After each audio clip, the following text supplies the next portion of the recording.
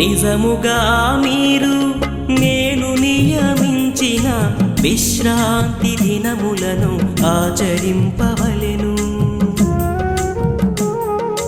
నిజముగా మీరు నేను నియమించిన విశ్రాంతి దినములను ఆచరింపవలెను.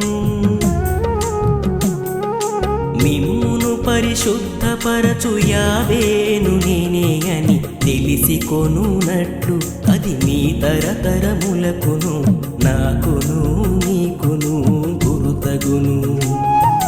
కావున మీరు విశ్రాంతి దినమునాచరింపవలెను.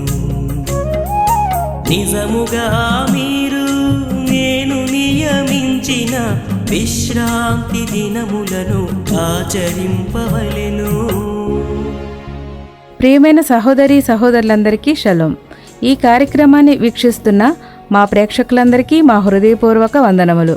సహోదరులారా, గత 2 వారములు కూడా మనము తండ్రి యొక్కయు కుమారుని యొక్కయు పరిశుద్ధ నామములను గురించి తెలుసుకున్నాము. అలాగే ధర్మశాస్త్రముల గురించి కూడా కొంత ధ్యానం చేసుకున్నాము. ఇప్పుడు మరికొన్ని ధర్మశాస్త్ర సంబంధమైన అంశాలను ధ్యానం చేసుకుందాము. ధర్మశాస్త్రము అనగా తండ్రి యొక్క విధులు కట్టడలు, పరలోకపు తండ్రి యొక్క చట్టములు. మత్తయి 5వ అధ్యాయము 17వ వచనంలో ధర్మశాస్త్రమును కొట్టివేయడానికి రాలేదు అని మెస్సయ్య మనతో చెప్పి ఉన్నారు. బైబిల్ నందు మనము పరిశీలించినట్లయితే ధర్మశాస్త్రము 4 రకములుగా ఉన్నట్లు మనం చూస్తున్నాము. అవేమనగా 1 నీతి ధర్మశాస్త్రము లేక దాన్నే ఆత్మీయ ధర్మశాస్త్రం అని కూడా అంటారు. 2వది లేవీ ధర్మశాస్త్రము. 3వది ఆరోగ్య ధర్మశాస్త్రము. 4వది విధిరూపకమైన ఆజ్ఞలు గల ధర్మశాస్త్రము. మొదట నీతి ధర్మశాస్త్రం అంటే ఏమిటో చూద్దాం.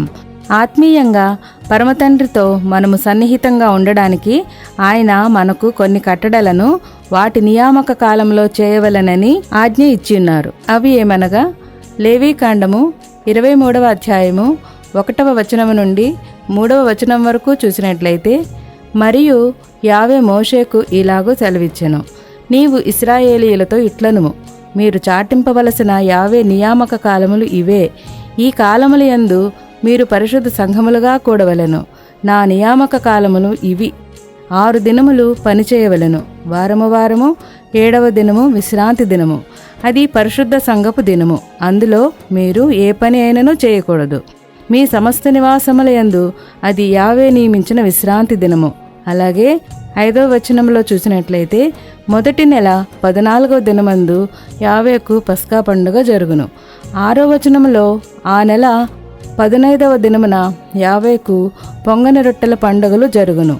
ఇలాగే 15వ వచనంలో చూస్తే 7వ విశ్రాంతి మరుదినము వరకు మీరు 7 దినములు లెక్కించి యావేకు కొత్త ఫలముతో నైవేద్యము అర్పింపవలెను. 21వ వచనములో ఇది మీ సమస్త నివాసములలో మీ తరతరములకు నిత్యమైన కట్టడ అని చెప్తున్నారు. దానినే మనము పెంతెకొస్తు పండుగగా ఆచరిస్తున్నాము. ఇంకను 23వ అధ్యాయంలో 7వ నెలలో మొదటి దినమును మీకు విశ్రాంతి దినము. అందులో జ్ఞాపకార్థ శృంగధ్వని వినినప్పుడు మీరు పరిశుద్ధ సంఘముగా కూడవలెనని మన పరిశుద్ధులకు తండ్రి సెలవిస్తున్నారు. ఆ పండుగనే మనము బూర్ల పండుగ అని పిలుస్తున్నాము. ఆ బూర్ల పండుగ మన జీవితంలో అత్యధికమైన ప్రాముఖ్యత గల దినము. అలాగే 26వ వచనంలో చూసినట్లయితే 7వ నెల 10వ దినము పాప ప్రాయశ్చితార్థ దినము. అది మనలను దుఃఖపరుచుకునే దినం. తనని తాను దుఃఖపరుచుకొనని వాడిని తన ప్రజల్లో నుండి కొట్టివేస్తానని పరమతండ్రి మనల్ని హెచ్చరించుట చూస్తున్నాం. మరి ఇంకా 34వ వచనంలో చూస్తే 7వ నెల 15వ దినము మొదలుకొని 7 దినములను పరిశుద్ధ సంఘములుగా కూడమని ఆజ్ఞ ఇచ్చిన్నారు. ఈ పండుగనే మనం పర్ణశాల పండుగని, గుడారాల పండుగని మనం ఆచరిస్తున్నాం. ఇవన్నీ చట్టములుగా యావే తండ్రి చెప్పి ఉన్నారు. లోకానుసారమైన చట్టములను మనం అతిక్రమిస్తే చాలా రకాలుగా మనం పనిష్మెంట్లను ఎదుర్కొంటున్నాం. మరి పరమ తండ్రి నియమించిన చట్టములను ఉల్లంఘిస్తే ఆలోచించండి. ప్రియ సహోదరి సహోదరులారా, ఇవన్నీ ఆత్మీయ పండుగలు. ఇవన్నీ కలిపి నీతి ధర్మశాస్త్రంగా చూస్తున్నాము. రెండవదిగా లేవీ ధర్మశాస్త్రం. లేవీ ధర్మశాస్త్రం అనగా మెస్సయ్య రాని సమయంలో యెరూషలేములో దేవాలయంలోని యాజకులకు నియమింపబడిన ధర్మశాస్త్రము. యాజకులు నైవేద్యాలు అర్పించేవారు, హోమములు చేసేవారు, బలిని కూడా ఇచ్చేవారు. అయితే అప్పుడు దేవాలయం ఉండేది కనుక అప్పటి యాజకులందరూ కూడా ఈ యొక్క ధర్మశాస్త్రాన్ని నిర్వర్తించేవారు. ప్రస్తుతము యెరూషలేములో దేవాలయం లేనందున ఈ యొక్క లేవీ ధర్మశాస్త్రాన్ని ఆచరించట్లేదు, అంటే నిలిపివేయబడింది. మూడవదిగా ఆరోగ్య ధర్మశాస్త్రం. ముందుగా కొలస్సీలకు రాసిన పత్రికలో 2వ అధ్యాయము 16వ వచనంలో చూసినట్లయితే, కాబట్టి అన్నపానముల విషయములోనైనను, పండుగ, అమావాస్య, విశ్రాంతి దినము అనువాటి విషయంలోనైనను మీకు తీర్పు తీర్చ ఎవనికిని అవకాశమయ్యకుడి అని రాయబడి ఉంది.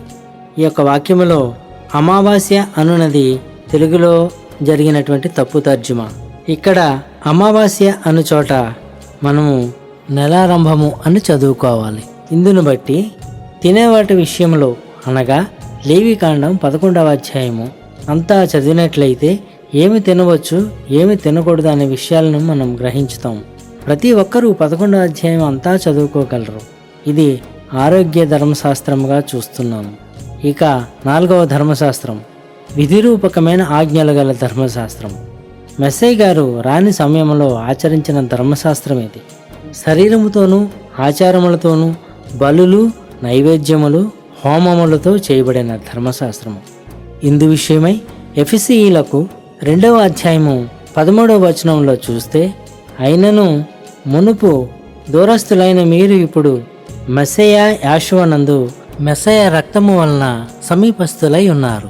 ఆయన మన సమాధానమైండి మాకును మీకును ఉండిన ద్వేషమును అనగా విధిరూపకమైన ఆజ్ఞలు గల ధర్మశాస్త్రమును తన శరీరమందు కొట్టివేయుట చేత అది స్పష్టముగా వ్రాయబడి ఉండుట మనము గమనించాలి. అంటే ఇక్కడ విధిరూపకమైన ఆజ్ఞలు గల ధర్మశాస్త్రము బదులుగా మెస్సయ్య వచ్చి బలి అయినట్లుగా చూస్తున్నాము. కాబట్టి బలులు, నైవేద్యాలు, ఆచారాలు వీటిని మాత్రమే కొట్టివేశారని గ్రహించాలి.